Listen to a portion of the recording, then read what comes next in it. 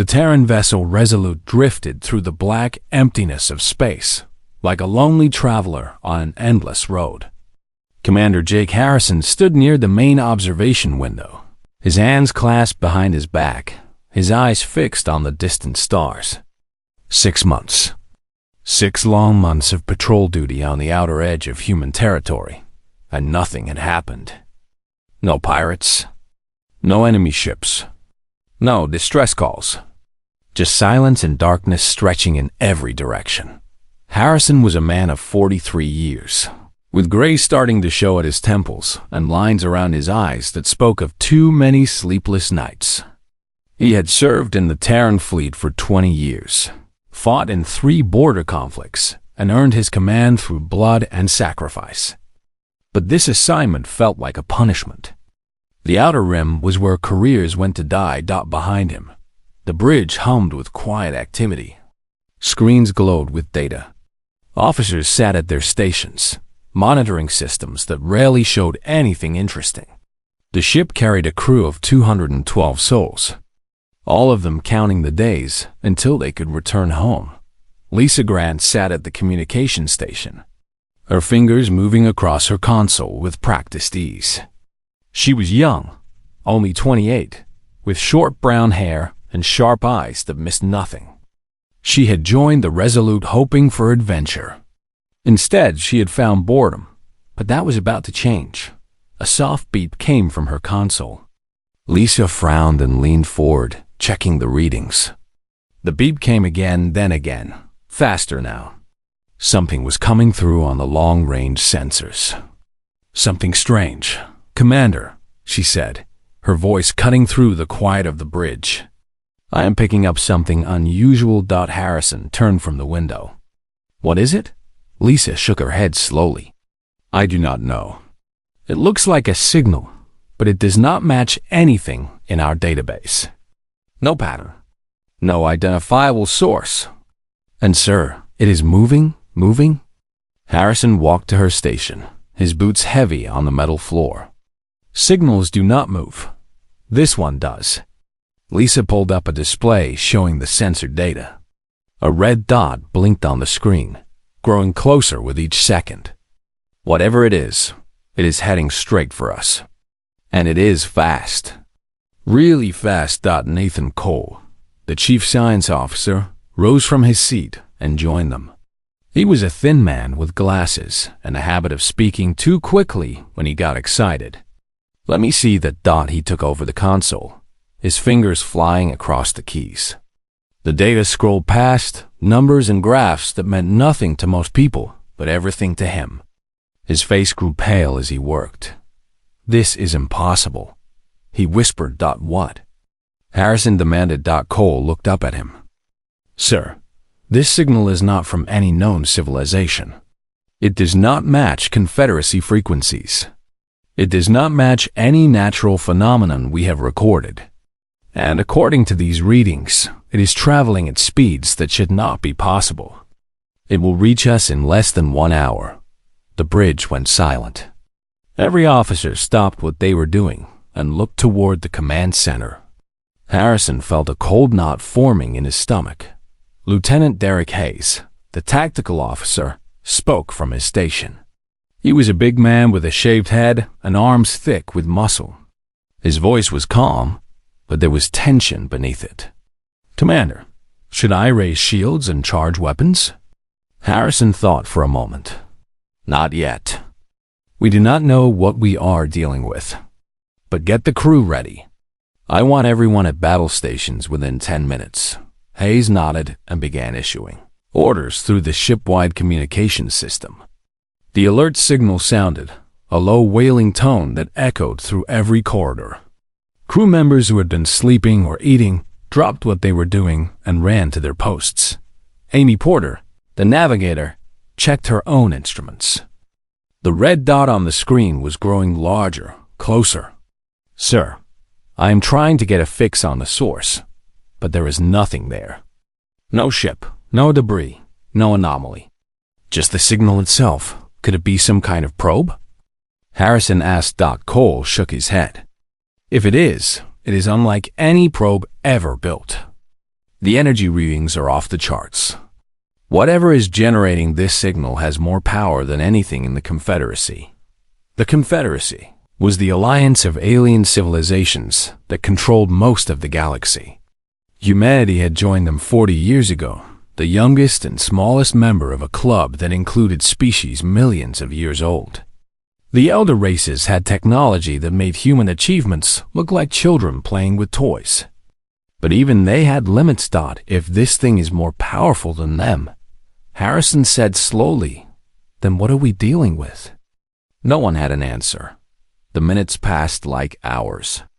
The crew of the Resolute waited at their stations, watching the screens, listening to the silence. The signal grew closer and closer, its impossible speed unchanged. Lisa worked at her console, trying to decode the signal, to find some pattern or meaning in its noise. But there was nothing, just static that seemed almost alive, shifting and changing in ways that made no sense. Ryan Mitchell called up from engineering. He was the chief engineer, a man who had spent 30 years keeping ships running and had seen everything. Or so he thought. "Commander, I am seeing power fluctuations in the main systems. Something is interfering with our equipment. Can you fix it?" Harrison asked. "I am trying, but it is like nothing I've ever seen. The interference is coming from that signal. It is not just moving toward us. It is reaching out to us." Harrison looked at the main screen. The red dot was almost on top of them now. 30 minutes had passed, and whatever was coming would arrive soon. Then, suddenly, the signal stopped. Lisa straightened in her chair. "Sir, it has stopped moving." "Where is it?" 200 kilometers off our starboard side. Everyone turned to look out the observation window. There was nothing there. Just empty space and distant stars. "Sensors?" Harrison demanded. "Nothing," Cole reported. "No mass, no heat, no radiation. Just empty space. But the signal is still there?" "Yes, sir. It is right on top of us, but there is nothing to see." The crew waited in tense silence. Harrison stared out at the emptiness, his heart pounding in his chest. Something was out there. Something they could not see or understand. And it had come looking for them.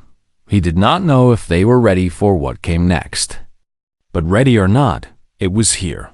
"All hands," he said quietly. "Prepare for contact."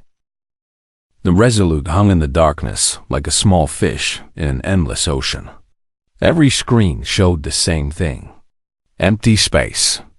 But the signal was there, 200 kilometers away, pulsing with energy that should not exist. Commander Jake Harrison stood in the center of the bridge.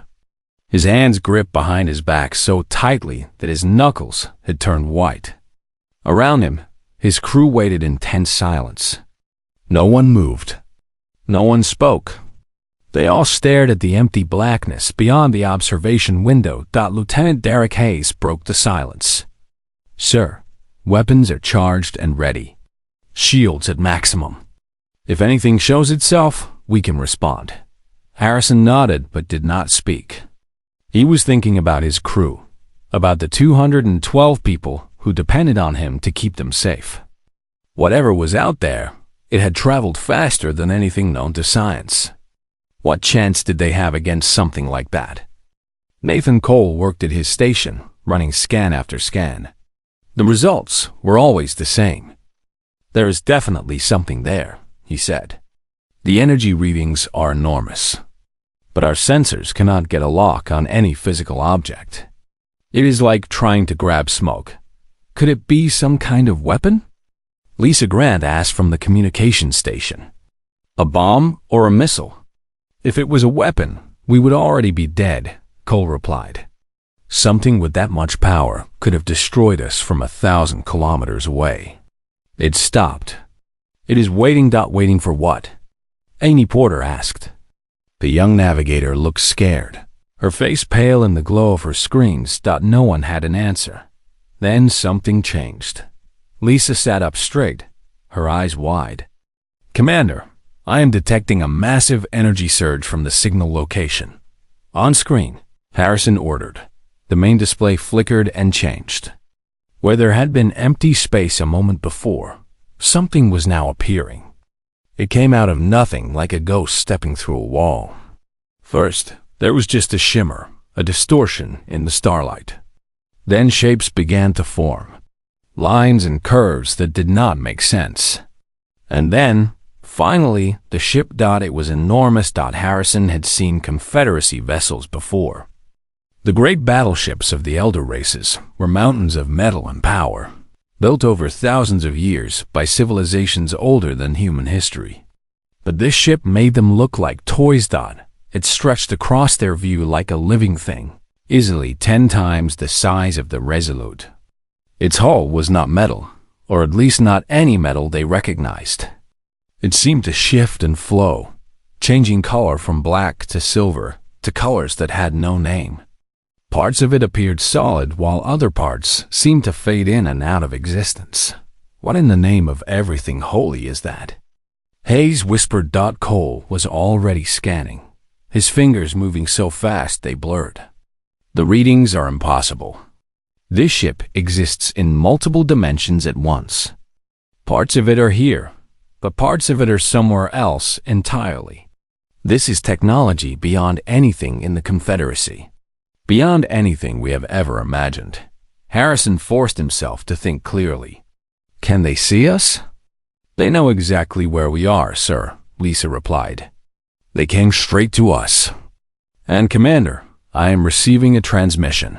The bridge fell silent again. Harrison took a deep breath. Put it through. Static filled the speakers. But within the static, there were sounds. Not words, not music, but something that felt almost like thought itself. The ship's translation computer struggled with the input, its processors working overtime to find meaning in the alien noise. Then, slowly words began to form. Broken and fragmented, but words. Observe, assess, determine, worthy. The voice was not human. It was not anything alive that Harrison had ever heard. It sounded like a machine speaking through water, each word stretched and distorted. Worthy of what? Harrison asked. His voice was stronger than he felt. Silence. The alien ship hung in space, its impossible hull shifting and changing. For a long moment, nothing happened. Then something launched from the vessel. It was small, barely larger than a person.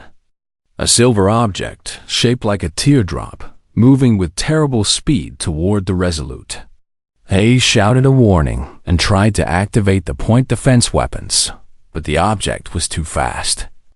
It crossed the 200 kilometers in less than a second. The impact shook the entire ship. Alarms screamed. Red lights flashed across every screen.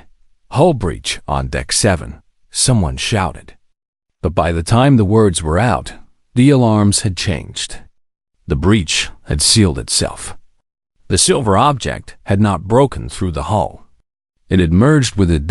What is happening? Harrison demanded. Cole was running to a secondary station, pulling up readings from across the ship. Something has attached itself to our hull.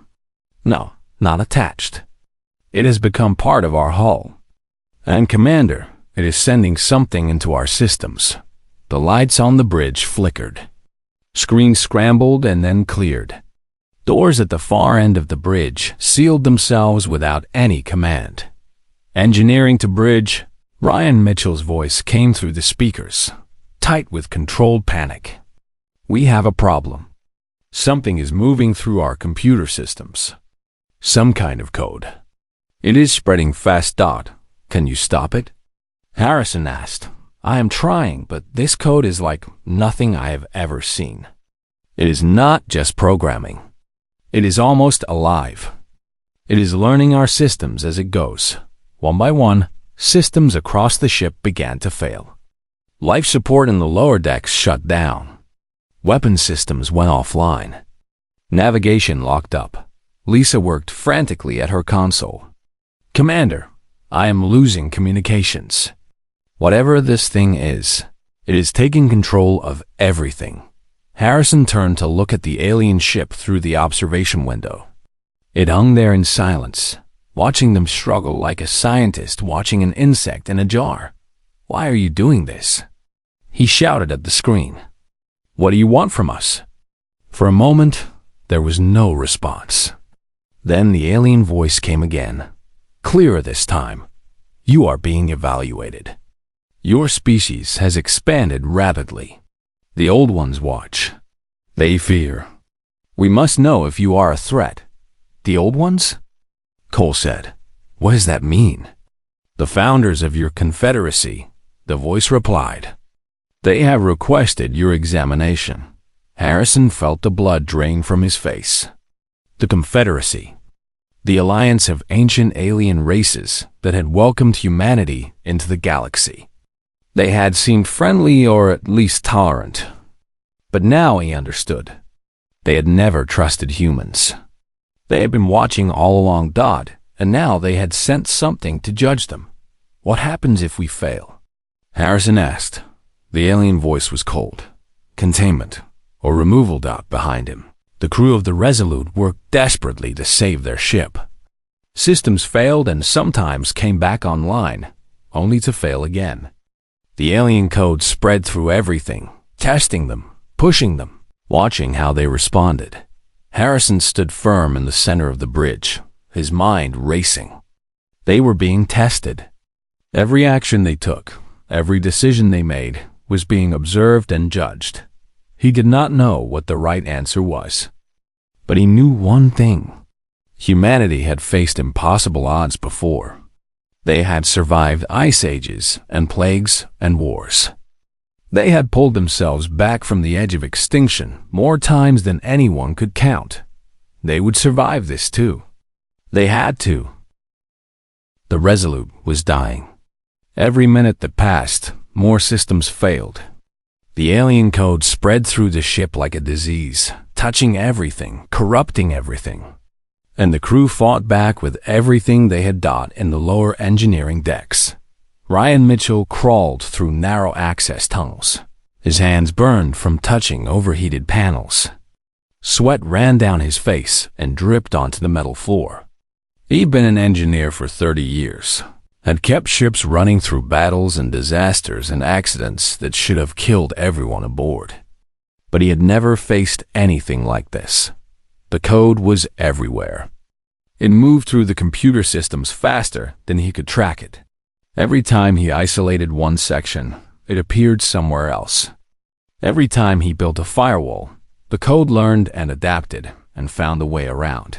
"Bridge, this is engineering," he called through his communicator. "Life support is failing on decks 4 through 8.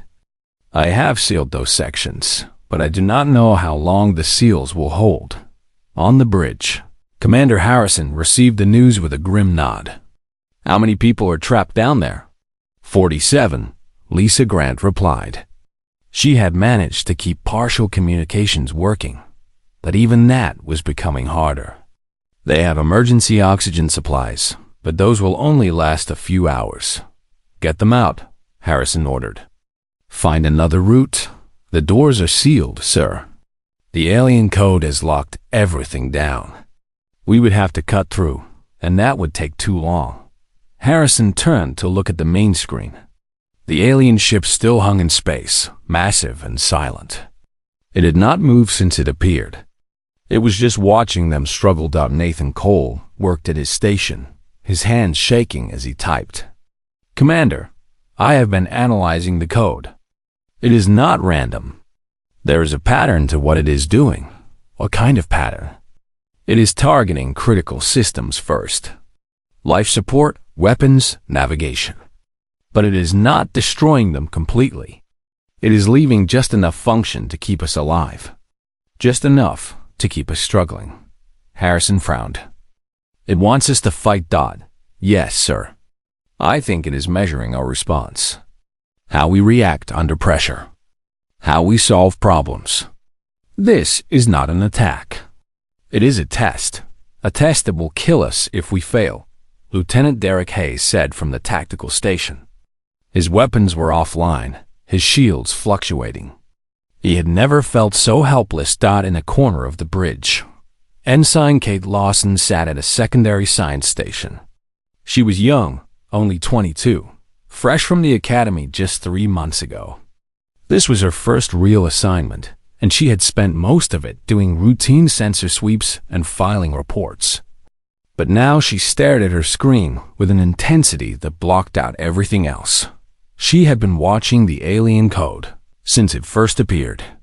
While the senior officers fought to stop it, she had been studying it, learning its patterns. And she had noticed something that no one else had seen. "Commander," she said. Her voice was quiet, almost lost in the chaos of the bridge. Harrison did not hear her. He was giving orders, trying to coordinate the desperate fight to save his ship. "Commander," Kate said again, louder this time. Harrison turned. "What is it, Ensign?" Kate stood up from her station. "The code is not trying to destroy us," she said. "It is waiting. Waiting for what?" "For us to stop fighting." The bridge went quiet. Everyone turned to look at the young ensign. "Explain," Harrison said. Kate walked to the main display and pulled up her analysis. "Look at the pattern," she said. "Every time we counterattack, the code adapts and pushes harder. But every time we pause, even for a moment, it slows down too. It is not racing to kill us. It is responding to us. It matches our aggression with its own." Cole stepped closer to look at her data. "She is right," he said after a moment. "The correlation is clear. The harder we fight, the harder it fights back. So what are you suggesting?" Hayes asked. "That we just give up?" "No," Kate said. "I am suggesting we stop treating this as a battle. The alien said we are being evaluated. It wants to see how we respond to impossible odds. If we keep fighting like animals, maybe that tells them we are dangerous. Maybe that is exactly what the old ones are afraid of." Harrison stared at her. "You want us to let the alien code take over our ship?" "Not take over. I want us to show them something they did not expect. Humans are fighters, yes, but we are more than that. We built civilizations. We created art and music and science. We went to the stars not just to conquer them, but to understand them. If all we do is fight, we prove we are exactly what they fear." The bridge was silent. Outside, the alien ship waited. Inside, the code continued its slow spread through the Resolute systems. Ryan Mitchell's voice came through the communicator. "Commander, the code has reached the reactor core. If it takes control of the reactor, it could overload it. We have maybe 20 minutes before we lose everything." Harrison looked at his crew. Cole was thinking hard, his eyes moving back and forth as he processed the idea. Hayes looked skeptical but uncertain. Lisa Grant was watching Kate with something like hope in her eyes. "This is a risk," Harrison said slowly. "If you are wrong, we all die. If I'm wrong, we were going to die anyway," Kate replied. "But if I am right, we might show them something about humanity that they never expected to see." Harrison thought about his crew. The 47 people trapped in the sealed decks. The 212 souls who depended on him. He thought about his family back on Earth, his wife and 2 children who were waiting for him to come home. And he thought about humanity itself, the young species that had risen from nothing in just a few thousand years. The dreamers and builders and explorers who had refused to accept limits. They had come so far, and now their future might depend on the single moment. He made his decision. "Mitchell," he said into the communicator. "Stand down. What?" The engineer's voice was shocked. "Sir, if I stop fighting, the code will take the reactor. I know. Stand down anyway." There was a long pause. Then Mitchell replied, "Yes, sir."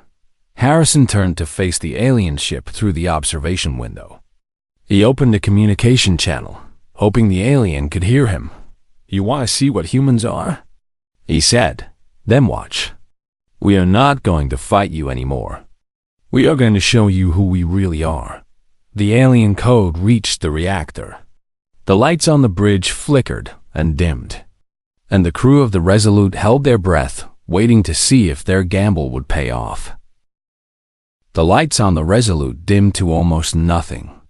Emergency power kept the bridge alive, but barely. Screens flickered with static. The hum of the ship's engines, usually so constant and reassuring, had become uneven and weak. Commander Jake Harrison stood in the center of the bridge. His crew gathered around him in the darkness. They had stopped fighting. They had put their lives in the hands of a young ensign's theory and an impossible hope. Now all they could do was wait. The alien code had reached every system on the ship. It sat in their computers like a patient spider in its web. It controlled their reactor, their life support, their weapons, their doors. With a single command, it could kill them all. But it did not. The seconds passed like hours. No one moved. No one spoke. Outside the observation window, the massive alien ship hung in the void, its shifting hull reflecting the light of distant stars. Then, the communication channel crackled to life. Why have you stopped? The alien voice filled the bridge, cold and mechanical, but somehow curious. Your kind fights. That is your nature. Why do you not fight now? Harrison stepped forward. Because fighting is not all we are, he said. His voice was steady, even though his heart was pounding. You said the old ones fear us. They think we are a threat. But they do not understand us. They see our wars and our weapons, and they think that is everything. It is not. The alien was silent for a moment. Then it spoke again. Explain. Harrison took a deep breath. He thought about everything humanity had been through. Everything they had survived. Everything they had built. My species is young, he began. We have only been in space for a few hundred years. Before that, we spent thousands of years fighting each other. Wars over land, over resources, over ideas. We killed millions of our own kind. We came close to destroying ourselves more than once. This does not calm fear, the alien said. This feeds it. I am not finished, Harrison replied. Yes, we fought.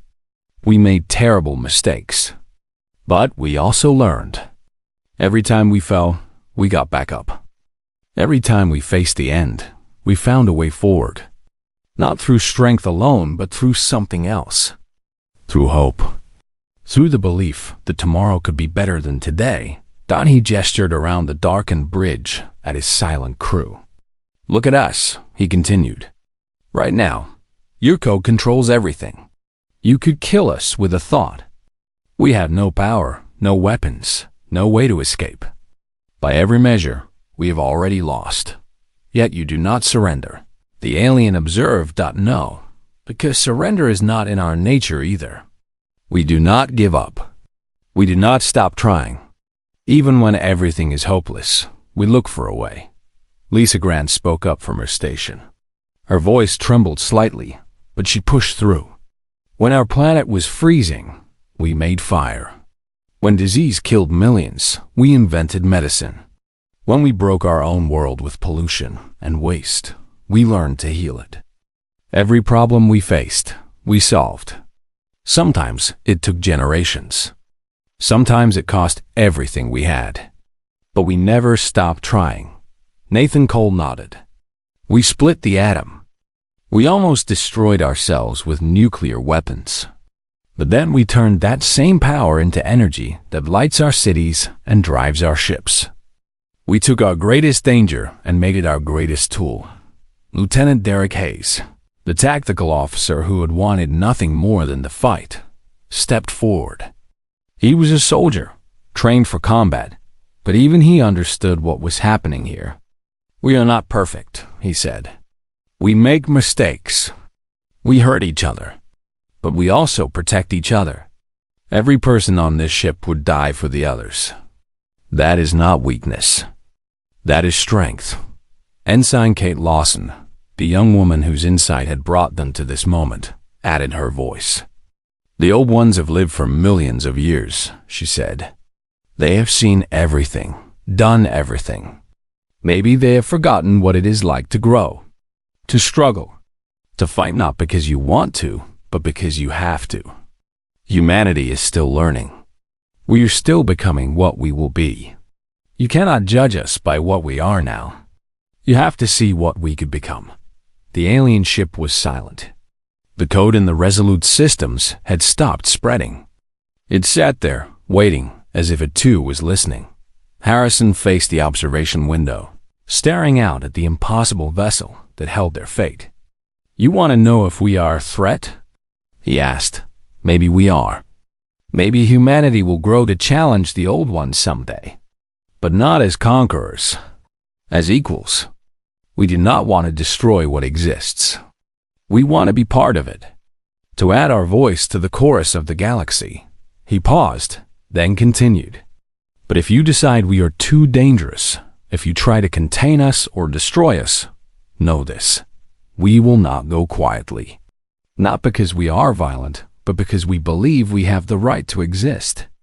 Every living thing fights for survival. That is not evil. That is nature. The silence stretched on. In the darkness of the bridge, the crew waited. Some held hands. Others closed their eyes and prayed to whatever gods they believed in. All of them knew that their lives hung on the next few seconds. Then something changed. The lights flickered and grew stronger. Screens cleared and stabilized. The hum of the engine smoothed out and became steady again. "Commander," Lisa said, her voice filled with wonder. "Systems are coming back online." Cole checked his readings. "The code is retreating. It is pulling out of our systems, one by one. On the external sensors," Amy Porter watched as the silver probe that had embedded itself in their hull detached. It floated free and then shot back toward the alien ship faster than the eye could follow. The communication channel opened one more time. Unexpected. The alien voice said, "Your species fights entropy itself. You struggle against the darkness, even when there is no hope of victory. This is not the behavior of a threat. This is the behavior of something new. So what happens now?" Harrison asked. "We will report to the old ones. They will decide. But know this, you have shown us something today. Something that has not been seen in a very long time. Whether that is good or bad, we cannot say." The alien ship began to shimmer. Its hull flickered and faded as it prepared to return to wherever it had come from. "One more thing," Harrison called out. "What are you? What is your name?" There was a pause. Then the voice replied, "We are the Watchers. We have observed the galaxy since before the old ones were born. We have seen civilizations rise and fall. We have watched species burn bright and fade to nothing. But we have never seen anything quite like humanity. Perhaps that is why they fear you." The ship vanished. One moment it was there, massive and impossible. The next moment there was only empty space and distant stars. Harrison let out a breath he did not know he had been holding. The bridge erupted in cheers and tears and embraces. They were alive. Against all odds, they were alive. But as Harrison looked out at the stars, he knew this was only the beginning. The old ones would receive their report. And whatever they decided, humanity would be ready. The Resolute drifted through the darkness where the alien ship had been. The space was empty now, just stars and silence, as if nothing had happened at all. But everything had changed. Commander Jake Harrison sat in his chair on the bridge, exhaustion weighing down every muscle in his body. Around him, his crew worked to restore full function to the ship's systems. The alien code was gone, pulled back when the Watcher departed, but it had left damage behind. It would take days to repair everything, but they were alive. That was what mattered. Lisa Grant approached him with a datapad in her hands. "Sir, I have the casualty report." Harrison looked up. "How bad?" "No deaths. A few injuries from when systems failed." The 47 people who were trapped in the sealed sections are all safe. Medical is treating them now, but nothing serious. Harrison closed his eyes for a moment. Relief washed over him like warm water. In his worst moments during the encounter, he had imagined losing everyone. He had imagined having to tell families that their loved ones were gone because he made the wrong choice. But they had made it through Dodd. What about the ship? Lisa scrolled through the report. Engineering says we can be fully operational within 72 hours. The alien code did not actually damage anything permanently. It just shut things down. Almost like it was designed not to hurt us unless we forced it to. Harrison nodded slowly. It was a test. The whole thing was a test. Nathan Cole came over to join them. He had been working non-stop since the Watcher left, analyzing the data they had collected. Commander, you need to see this. What did you find? Cole led him to a science station where complex charts and graphs filled the screen. When the alien code infiltrated our systems, it left traces behind. Fragments of data that I have been able to piece together. I think they did this on purpose. They wanted us to learn something. Learn what? Cole took a deep breath. The Confederacy has been watching humanity since we first started sending radio signals into space. That was over 300 years ago. They watched us land on our moon. They watched us split the atom. They watched us reach the stars. Harrison frowned. We knew they were old and powerful. We did not know they were watching us that closely. It gets worse. The old ones, the founding species of the Confederacy, they are afraid of us. Not because of our weapons or our wars. Because of how fast we grow. Cole pulled up a new chart. Look at this. It took the elder races millions of years to develop faster than light travel. Millions of years. Humanity did it in less than 1,000 years after our first powered flight. Our rate of technological advancement is unprecedented. There is no other species in recorded galactic history that has grown as fast as we have. So they see us as a threat. Harrison said. Yes. The data fragments suggest that several of the founding species wanted to destroy humanity before we joined the Confederacy. They were overruled, but just barely. The compromise was to let us in, but keep us contained. Limited technology sharing. Restricted travel zones. Controlled growth. And the Watcher? What was its role in all this? The Watchers are older than the Confederacy itself. They are neutral observers, not part of any alliance. When the old ones could not agree on what to do about humanity, they asked the Watchers to evaluate us, to determine if we were really dangerous. And what did we show them? Cole smiled slightly. Something unexpected. That is what the Watchers said. We showed them that humans do not just fight. We think. We adapt. We look for solutions that do not involve violence. That was not what they were expecting to see. Kate Lawson, the young ensign whose insight had saved them all, walked over. She looked tired but proud. Do you think it will matter? She asked. Will the old ones listen to the Watcher's report? Harrison considered the question. I do not know. Civilizations that have existed for millions of years probably do not change their minds easily. But we gave them something to think about. That has to count for something. Derek Hayes joined the group. His tactical screens were still showing errors, but he had stopped caring about weapons and shields for the moment. So what happens now? Do we just go back to patrol duty and pretend this never happened? No, Harrison said firmly. We report everything to Central Command. Every piece of data, every recording, every fragment of code. The Terran government needs to know what we learned here. Humanity needs to know. He stood up and faced his crew. The people who had fought beside him, who had trusted him, who had taken a terrible risk based on the words of a junior officer. What happened here today was not just about us, he said. It was about our entire species. For 40 years, we thought we were part of the Confederacy. Junior members, yes. Young and inexperienced, yes. But members, partners, now we know the truth. The old ones have been watching us like hawks since the beginning.